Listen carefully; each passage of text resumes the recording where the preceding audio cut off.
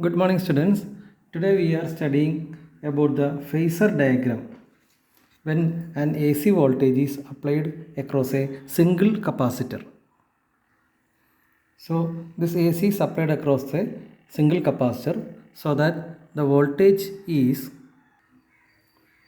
V equal to V max sin omega t, and we have found the current through the entire circuit is I equal to I max sin omega t plus pi by 2. So when we are going to plot the phasor diagram, that will be like this. So this represents, the blue line represents the voltage, that's a graphical representation, and plus pi by 2. This is a graphical representation of current, the dotted lines.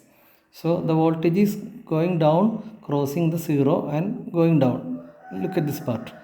And corresponding to the same behavior for the dotted line, current is going down, crossing the 0 and going down. So this portion happens like this. There is a phase shift of pi by 2. You can see that this is happening at a time, this is happening some earlier time. This time also you can take it as time also. So it is happening at a pi by 2 angle earlier or plus. So that's a graphical representation, and in this way we can represent the phasor diagram. This represents the voltage which is like this, it is changing. Consider the voltage only, the blue line. As a voltage changes, the phasor diagram moves in an anti-clockwise direction. Look at this. Similarly, the current also changes in the same manner, but with another sine curve. So once again, the blue curve represents the voltage. This phasor arrow mark, the blue represents the voltage. Here you can see the angle is omega t1 or omega t generally. This is a voltage equation, that this is angle is omega t. But in this case, is omega t plus pi by 2. So angle is starting from 0, right? Omega t plus 90 degree. This one is 90 degree. So the gray arrow mark which represents the current which is at an angle omega t plus an addition of 90 degree. You can see the 90 degree symbol here. So that's the current I max sin omega t plus pi by 2, and this blue vector represents V max sin omega t. So you have to draw the phasor diagram like this, a combined diagram. Here is another diagram, a similar one. This red line represents the voltage, and this phasor vector is rotating in this direction, and this angle is the angle between the green line, that is the current line, and this is the voltage line. So the angle between them is pi by 2, or in degrees it is 90 degree.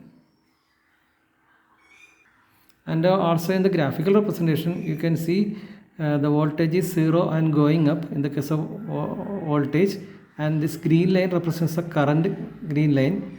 Here also current is growing from 0 up, and these two conditions are at a phase angle difference of pi by 2. Okay, now we are moving to the next topic, that is instantaneous power that is supplied to the capacitor. So the power general equation is voltage into current, is it? So we have got voltage as V max sin omega t and current as I max cos omega t. That I max cos omega t we have discussed earlier like this. And you remember this cos omega t was changed to sin omega t for convenience.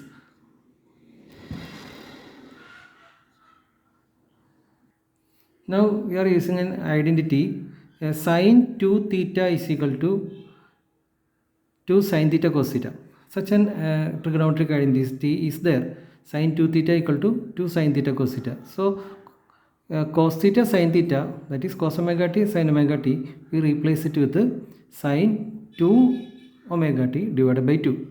So the equation for power becomes I max V max by 2 sin 2 theta or 2 omega t. Okay, so this thing. Now we go for the average power over a complete cycle.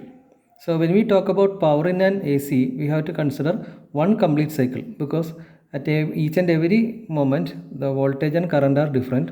So we have to go for the averaging of a power over a complete cycle. So average power is represented by P bar, which is represented like this with these brackets. So I max, V max and 2 are constants. We will take outside and we will take the average over the sine 2 omega t. So what's the average of a sine 2 omega t over a complete cycle? That is 0. So we can say that the average power consumed by a single capacitor is 0. So that's it. The average power supplied to a capacitor over a complete cycle is 0. Just like the inductor also the average power is 0 when it is connected to an AC. ശരി, ഇനി നമുക്കൊരു numerical problem നോക്കാം. ഇതേ situation തന്നെയാണ് കേട്ടോ. ഒരു capacitor A സിയുമായിട്ട് connect ചെയ്യുന്നു, അത്രേ ഉള്ളൂ. നോക്കാം. A 15 microfarad capacitor is connected to 220 volt A C ആണ്. പ്രത്യേകം പറയേണ്ട കാര്യമില്ല, കാരണം 50 ഹെർട്സ് കൊടുത്തിട്ടുണ്ട്, അപ്പോൾ അത് എ സി തന്നെയാണ്. Source find the capacitive reactance, അതായത് എക്സ് സി കാണാനാണ് പറഞ്ഞിരിക്കുന്നത്. ആൻഡ് ദ കറൻറ്റ് എന്ന് പറയുമ്പോൾ എ സിയിലാകുമ്പോൾ ഏത് കറൻറ്റ് എന്ന് വ്യക്തമാക്കണം. ആർ എം എസും കാണണം, പീക്ക് വാല്യൂ അത് ഐ മാക്സും കാണണം, ഐ ആർ എം എസും കാണണം in the circuit. If the frequency, പിന്നെ രണ്ടാമത് പറയുന്നത് if the frequency is doubled, ഇനി ഉപയോഗിക്കുന്ന ഫ്രീക്വൻസി ഡബിൾ ചെയ്താൽ what happens to the capacitive reactance and current. ഈ പറഞ്ഞ എക്സിക്കും ഐക്കും എന്ത് മാറ്റങ്ങൾ ഉണ്ടാകും ഫ്രീക്വൻസി ഡബിൾ ചെയ്താൽ. ഇതൊക്കെയാണ് സിറ്റുവേഷൻ. അപ്പോൾ നമുക്ക് ഏതായാലും എക്സ് സി കാണാനായിട്ടുള്ള ഇക്വേഷനിലോട്ട് പോകാം. എക്സ് സി കാണാനുള്ള ഇക്വേഷൻ നമ്മൾ പഠിച്ചിരിക്കണം. 1/ωc എന്നുള്ളതാണ്. ഒമേഗ എന്ന് വെച്ചാൽ ആംഗുലാർ വെലോസിറ്റി, സി കപ്പാസിറ്റൻസ്. ഇവിടെ ഏതെങ്കിലും കപ്പാസിറ്റൻസ് തന്നിട്ടുണ്ട് 15 മൈക്രോഫാരഡ്. അപ്പോൾ മൈക്രോഫാരഡിനെ 15 × 10⁻⁻6 ഫാരഡാക്കി മാറ്റി. ഇനി ഒമേഗ എന്ന് പറഞ്ഞാൽ സെയിം ആസ് 2π ഫ്രീക്വൻസി അല്ലേ, 2π × f ആണ്, 2π ഫ്രീക്വൻസി. സോ 2 × π × ഫ്രീക്വൻസി ഇവിടെ തന്നിട്ടുണ്ട്, ഹെഡ്സിൽ തന്നിരിക്കുന്നത് ഫ്രീക്വൻസിയാണ്. അതും സബ്സ്റ്റിറ്റ്യൂട്ട് ചെയ്യുമ്പോൾ നമുക്ക് ആൻസർ 211 സ്ക്രീനിൽ വരും, കാൽക്കുലേറ്ററിൻ്റെ സ്ക്രീനിൽ വരും. അപ്പോൾ നമ്മൾ കണ്ടുപിടിച്ച് എന്താണെന്ന് ആലോചിക്കുമ്പോൾ റിയാക്റ്റൻസ് ആണ്. റിയാക്റ്റൻസിൻ്റെ SI യൂണിറ്റ് എന്താണ്? ഓംസ് ആണ്. അപ്പോൾ നമ്മളതിന് ഓംസ് എന്ന് എഴുതി കൊടുക്കുന്നു. ഇനി നമുക്ക് ആർ എം എസ് കറൻറ്റും പീക്ക് കറൻറ്റും കണ്ടുപിടിക്കാം. ആർ എം എസ് കറൻറ്റ് കാരണമുള്ള ഇക്വേഷനാണ് I = V/XC. ശ്രദ്ധിക്കുക, ഇവിടെ ആർ എം എസ് വോൾട്ടേജ് ആണ് തന്നിരിക്കുന്നത്. 220 വോൾട്ട് എന്ന് പറഞ്ഞ് നമുക്ക് തരുന്നത് ആർ എം എസ് വോൾട്ടേജാണ്. So R M S voltage by XC എന്ന് പറയുന്നത്, റിയാക്റ്റൻസ് എന്ന് പറയുന്നത് ആർ എം എസ് കറണ്ടാണ് കിട്ടുക. അപ്പോൾ അങ്ങനെ ഇത് സബ്സ്റ്റിറ്റ്യൂട്ട് ചെയ്യുമ്പോൾ നമുക്ക് 1.04 ആംപിയർ എന്ന് കിട്ടുന്നത് ആർ എം എസ് കറണ്ടാണെന്ന് ഓർക്കണം. ഇനി അടുത്തത് പീക്ക് കറണ്ടാണ്. Peak current R M S കറണ്ടിനേക്കാളും കുറച്ചും കൂടി കൂടിയ വാല്യൂ ആയിരിക്കും. പേര് പറയുന്നത് പീക്കാണ്, മാക്സിമം ആണ്. സോ ഐ മാക്സ് കറണ്ട് കാണാനായിട്ട് നമ്മൾ എന്താ ചെയ്യുക? √2 × I. √2 × I ആണ് അത് കാണാനുള്ള equation. So √2 is same as 1.414 that much into ഈ പറഞ്ഞ കറണ്ട് 1.04 കൊടുക്കുമ്പോൾ ഒരല്പം കൂടി കൂടിയ കറണ്ടാണെന്ന് കാണാൻ പറ്റും. ചെറിയൊരു വ്യത്യാസമുള്ളൂ, 1.47 ആംപിയർ. സോ ദാറ്റ്സ് ആ പീക്ക് വാല്യൂ ഓഫ് ഏറ്റവും ഉയർന്നു നിൽക്കുന്ന സൈൻ കർവിൻ്റെ ഏറ്റവും ഉയർന്നു നിൽക്കുന്ന ഭാഗത്തുള്ള ആ കറണ്ട്. ഓക്കെ, ഇനി നമുക്ക് ഫ്രീക്വൻസി ഡബിൾ ചെയ്ത് എന്താ സംഭവിക്കുക? ഫ്രീക്വൻസി ഡബിൾ ചെയ്ത് കഴിഞ്ഞാൽ the capacitive reactance is halved and the current is doubled.